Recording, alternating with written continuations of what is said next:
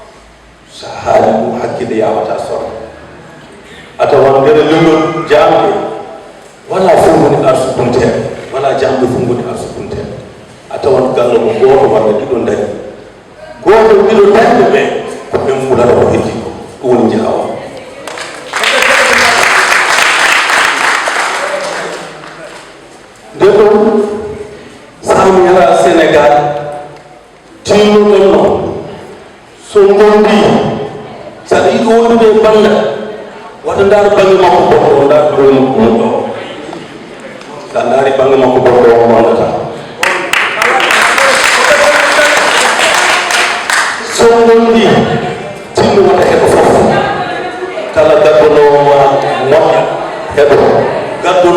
ciyarta wata heɓa neɗɗo sa artima tan waaji a waɗan ko feewan dañan ko gaɗɗa feewan dañan ko gaɗɗa feewan nden noon onon wonɓe puuɓe ɓe ardin ɗon ɓe tettinon par ce que o woni probléme meɗen neɗɗo fof mo ardinde en général ko on gañete neɗɗo fof mo gardinde jeune en général ko on jogotoɗen tege e muɗum a wawata wondede neɗɗo mbiya ko gooto tawde jeeyaɗa fode biskiya jomum aɗa yenna jomum so waɗi yere ha ɗum onon goni gooto wata acca hawa fokkita kala so nanti ganndale adda jangol hakkude mon ko gaɗanta ɗum nden noon timmuɗe nawnudiren ne sawa joni noon fedde nde ene jogui sawiji wonnata fedde ko cotisation volontaire nden potinani arsukaji ni e mbawata fottude e cotisation jogiɓe ɓe so tetti ko ari so ari hunde teddude so ari ko jogiɓe ɓe on propose mo jattino mo ala o ko allaji cotisation ngaji wurnata fedde nde kadi minen ɗon fuu min jiidan lawol goto lewru fof premier samedi lewru fof min jiidan lawol goto min ndaara caɗaji gonɗi toon hoɗum min mbawi wadde hoɗum woni ko min mbawani wadde batte hoɗum min mbaɗani minen jogui cotisation ngaji volontaire en miɗen ndendina minen jogui hitande fof kadi kalisaji dendinteɗi lewru goto ɗum fof waɗi seeɗa ko pour bandiraɓe ɓe kala ɗo bureau woni yo taw onon gandani bandiraɓe mon ɓe so bureau woni ko fota ɗo waɗa wonde fof yo taw wonɓe toon ɓe ngala ɓe onon gandi ɓe soɓe jogui probléme yo taw ko ɗon tina so ono on mbawani regamde ɗo nonɗo mali en fu nden nden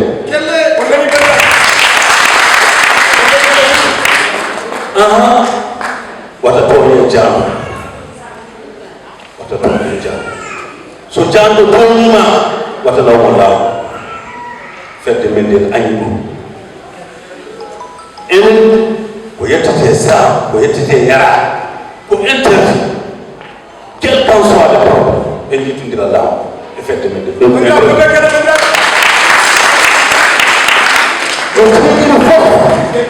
ko fedde nde haalata so ndeɗo fedde gaynani fedde bamako nde haala so fedde bamako nde gaynani fedde mawko jamile toon wiyetede amical jawone nde mi haala e ɗo tati tan ɗo moƴƴude dokkatta ko tiiɗi fof nden noon timmuɗe onon ardiɓe ɓe nganndo ko yimɓe ɓe ardino on so gardima kadi jogon e jama oɗo temps jurgo ɗon son jurmaki ɗo waɗa ko gasa kala garduɓe maɗa probléme nda hakke bawɗo ma neɗɗo wiyani koye won hakke bawɗo ngaɗo hakke bawɗo ko kuule ɓe o bande hay somoye fenade jinga mo hoɗum woni jingande bandum sole fenade kalnama ko sa haalimo gonga jingani so banda naati e fena so ari e fenade nde a yaltima ko haalimo fenade a tuuɗi a jinganani so banda tooni so ala e gonga haalnumo gonga ɗum a jingani donc timmuɗo Bamako ene mawde siège Samba ɗum ko siège Samba yaltata haala ka kala mi salmina islami debbo fatma bokum islami debbo sagata tiiɗi o tolni nde o arta e abi hade amin andude mum fimmine ndenti min ɗe ha yetti saha fuu min gandi ko homo o arde tebungal ko gonga ko tawi ko tebuni eywa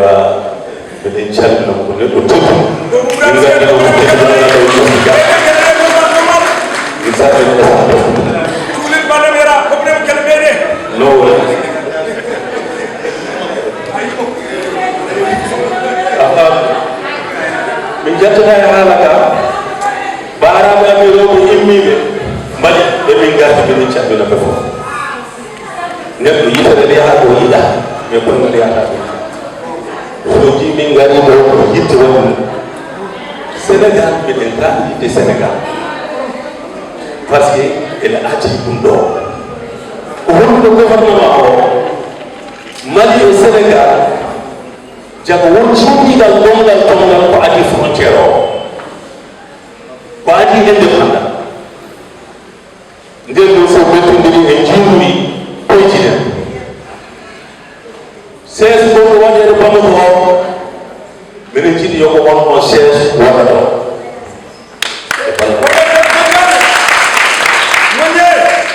min keɓani won teere goto legal betegal Sibi Kunta président meɗen Banema Yara hokki teere Sibi Kunta pour siège département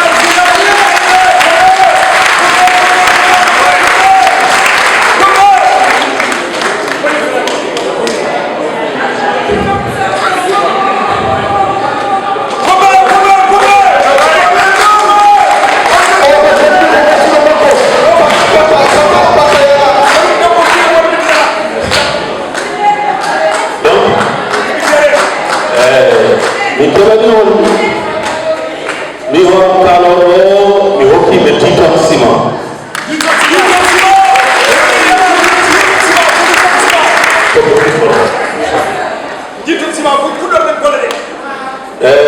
Boukayara hokki 1 million CFA pour faire un béton de béton million Bouka hokki 1 million Bouka nana 1 million Bouka 1 million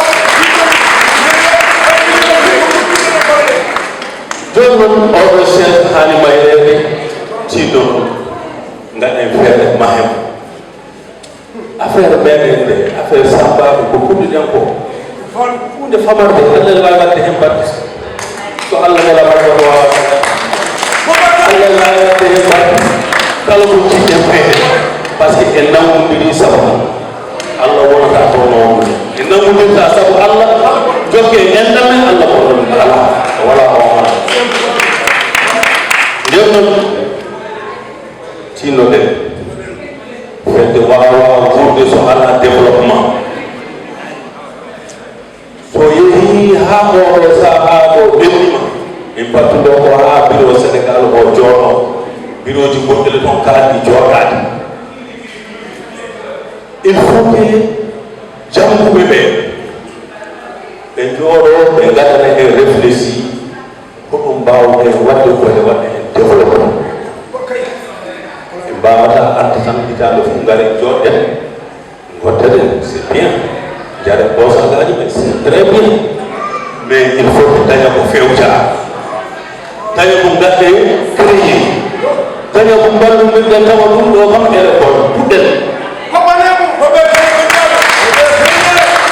sukaaɓe meɗen arweɓe ɓe taw ene yimɓuɗi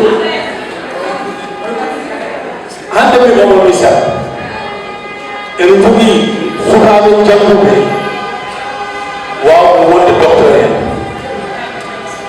mbaɗi hande haaji mumen piɗum nayi ene jogui ɗo sukaaɓe ɓe kale ene jogui sukaaɓe jangguɓe wawɓe jangguinde mbaɗi haaji mumen hande université ji les écoles enen mbawi kadi wadde créé embauche mbaɗi ne jogui nayi Sénégal haajunoɗen tew ɗenɗeɗe goɗɗo haajunoɗen tew hay so tawi fedde men nde wawi wadde chaque année 1000 tonnes 1000 tonnes so tawi kilo yeeyama 3000 ça fait 3 milliards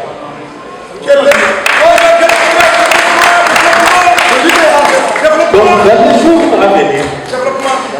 wajiba ɗoni ɗon on commission min gaɗa commission créé Mali Sénégal ɓe gaɗa réfléchi ɗo ndaare hono haani waɗeede hono haani waɗireede financement ma hono waɗe wapto ko enen tigi yittatana walla ko woɓɓe mentita sikki ko enen tigi yittata par ce que sa wi neɗɗo ar wallaɓe nangam mbaron yo taw hoore nde ko jummoma anti moɓe kene enen tigi donc ɗum ene jeeya e programme uji meɗen il faut qu'il y a un développement enen jogii yimɓe wawɓe gollude golle daaɓaaji enen jogii yimɓe golle goɗɗen fof haa heewi mais en général enen ko ɗum ngannduɗen ko nayi ngannduɗen ko ɗum ngannduɗen ko baaɗi e ko nande fof ɗum ngannduɗen ɗum tawɗen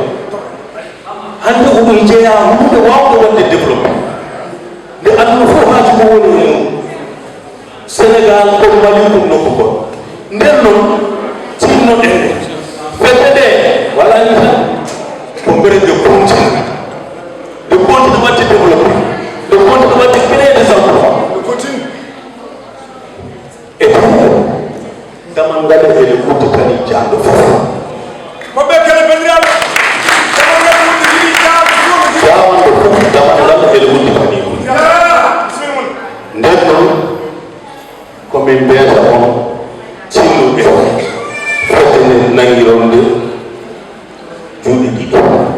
debbo e gorko mballuɗo ete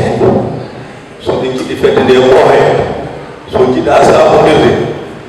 wata keɗe ɗe haalaji sara so keɗima haalaji sara nde ɓooyana ɗe arde mo artiɗo so waɗi erreur noddomo ko yogo e mon gattomo e law kanko ne yo jaɓ haaltede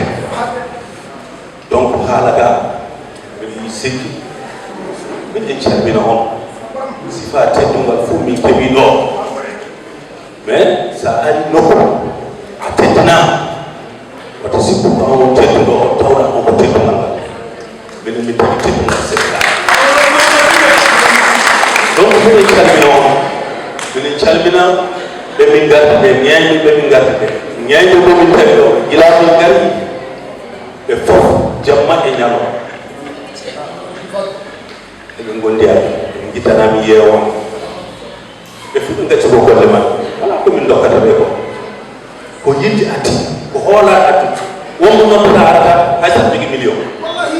hay sa jogui milliard wonmo noddata mbiya yo ara wara min calmini on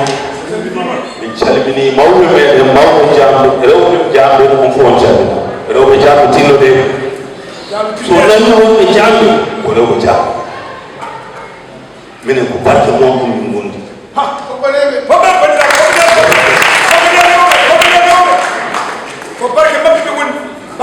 barke mo o min gondi rewɓe jamɓe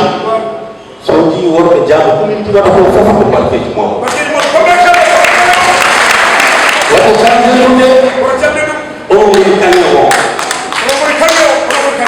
ndaare jilaɓe ngari o rewɓe jamɓe ɓe ɓe gimmi jamma e ñalo hay hunde mangatami wala ñaam wala jiyam hay hunde ene yaha e tan arta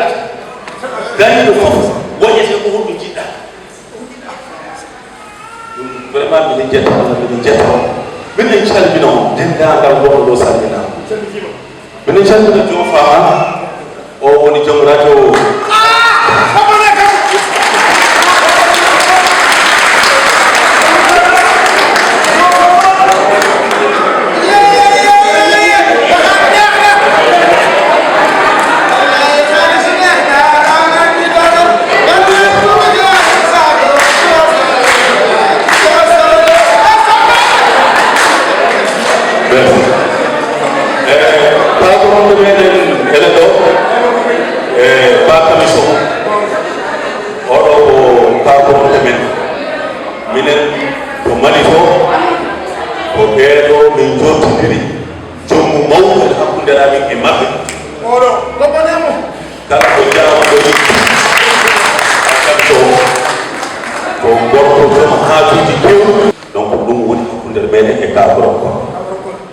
dendiragal mangal e hoolare mawɗum hakkude meɗen e makko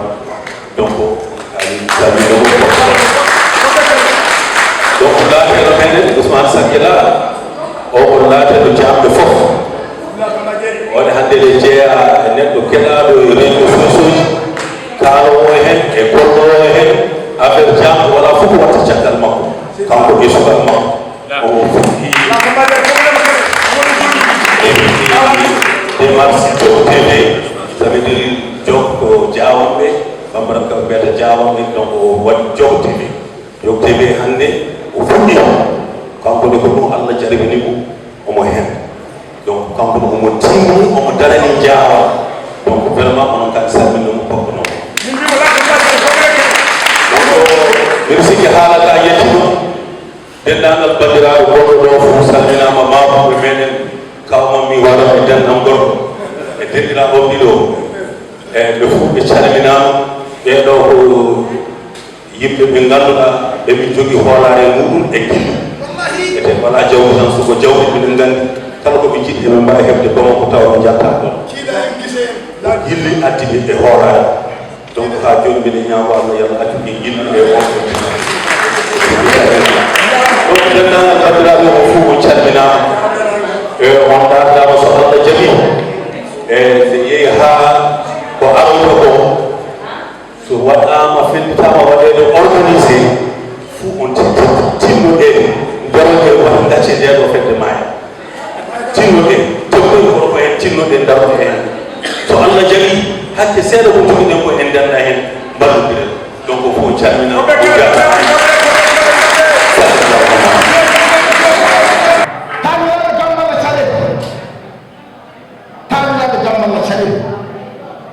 ene sikkano so niwa jibini kandi heɓa son ndewe jawam ene sikkano ko niwa heɓa wayini aduna o fof hande nanni dille moon o mbaɗi fodde moon ko garɗon ko on garani ɗanade ha on nendi ni sénégal en mali o mbi keɗi ɓe mbi ko jokkere enɗam kamɓe fof koɓe gotum on nendi ni gotum o on tabitini hiɗe tame jago bana niwal mangal yara wuddina hen albarka wuttedi ɗi e kaliteɗe ɗe subaka jom fama ko jiɗɗa fof ko ɗum kiiɗa o moƴƴini funere banimo makka gise sumaji ɗumɗa sam baydi haɗani kana haali jaji aɗa tumana sam bani ko timmi to kana haali jaji neɗɗo haali jaji asaali jaji hammuno haali jaji sabaji jaji jaji min weltanima on bandiraɓe sawamɓe o wi hino ɗen ko so tawi a dañi koroma gaɓema o wiya pistol kogo o wi gadon ɗen ko bandiraɓe men maɓuɓe o wi maɓuɓe malinaɓe ɓe jettaten janen ɓe e jigguiɓe gari ɓe deƴƴani aussi kadi min mbi onon jarama o wi teddon sembaɓe e samaɓe international dokkiɓe 300 000 francs ɗuna capan jeego o wi bandiraɓe men maɓuɓe wonɓe ɗo e sénégal o wi en ji noon kala men maɓɓe garɗoɗo ene wawi ñallude haalde ha kamɓe asde taw kamɓe nde wonnoon mi askino ko neɗɗo ganduɗa kamɓe ɓe dokkama capanɗe nayyi ujunere won 200 000 francs CFA ɓe mbi noon eɗen jogui ɗo bandiraɓe awluɓe haalde o wi komi jiirni ɓe jiiɗo ko bokko nagge kono bandiraɓe men debbo ko gacca o wi on noon dental sambaɓe international rokkimo 25 000 francs ɗum natin ɗum o wi kadi bandiraɓe men ko wonɓe awluɓe tawɓe ko arnoɓe ɗo ɓen dokkama ujunnaje sappo e joyyi woni 75 000 francs CFA o wi eɗen jogui bandiraɓe meɗen ko nande jofam gara animateur international du pays anon yettan sambaɓe international isi ujunnaje sappo hokkima o wi hono mbiyeten makka gise gise maɗo o wi makka gise enen fof eɗen gandi kamɓe ɓe jiya o yiyama e mabɓe kamɓe ne ɓuɗo joni wonde makka gise o ittanama ujunnaje sappo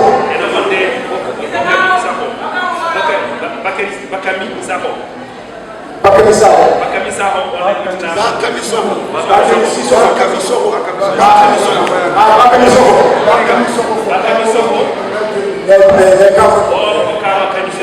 Soho.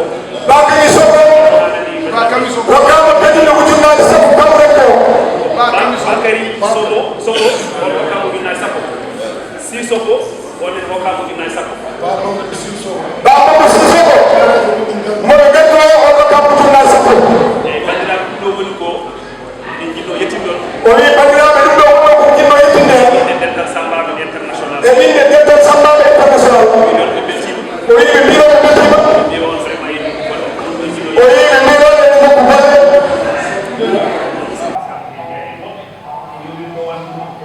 o wi on mbir koyno Hamadi Samadi Sam ko hen jeeya kaw Abdoulaye Sam ko hen jeeya kaw Farba Sam ko hen jeeya ngo mbir noon koni wurode yimɓe ko Allah tanda har yimɓe jonnade o wi won mbir wonno hande ñalawma mum gesi haala o wi hande noon bandiraɓe en ñaami en ñari en gaari en misnima hoɓɓe o wi ko ɗum ɗo noon wonno jonnete assemblée générale